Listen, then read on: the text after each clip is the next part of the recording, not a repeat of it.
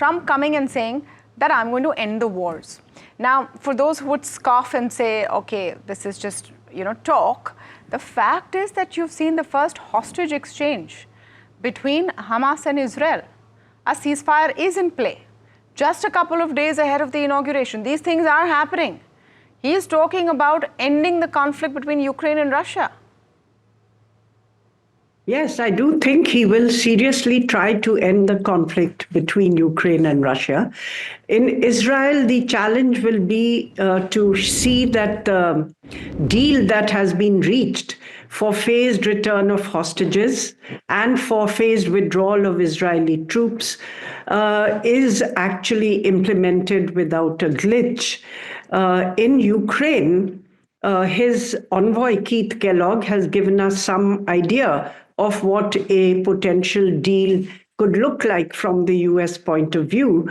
And this would be a ceasefire, leveraging of defense supplies to bring Ukraine to the table and to the point of a ceasefire, which would be on as-is, where-is basis, and a demilitarized zone along the ceasefire line, and suspension of processing of Ukraine's NATO membership for 20 years. Now, Russia has said it's ready to negotiate. Of course, it's placed its own conditionalities, and this is not something which will happen overnight. But Kellogg is now saying, give us 100 days.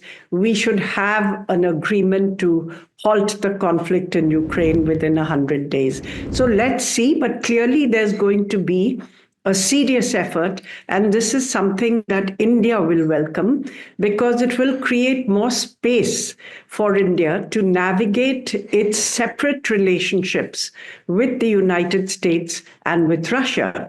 Again, in West Asia, if the hostage deal eventually leads to a longer-term peace in the region, then India would have very vital stakes because our energy supplies are from there.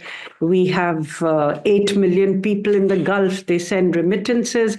And now, of course, we also have the initiative for the Middle East, Europe corridor.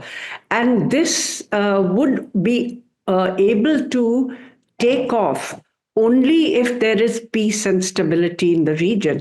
If conflict continues or the peace is fragile, it will be difficult to get it off. So a couple of questions that come to mind, that if it was possible to end these conflicts earlier, why has it taken so long?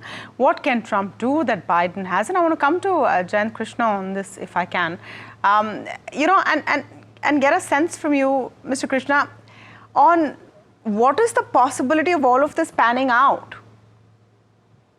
So, Tamanna, I think, during his campaign also, Trump mentioned very clearly that, during his presidency, there were no wars happening anywhere in the world. And now, there are two major wars happening between Russia and Ukraine and in the Middle East, what we have seen.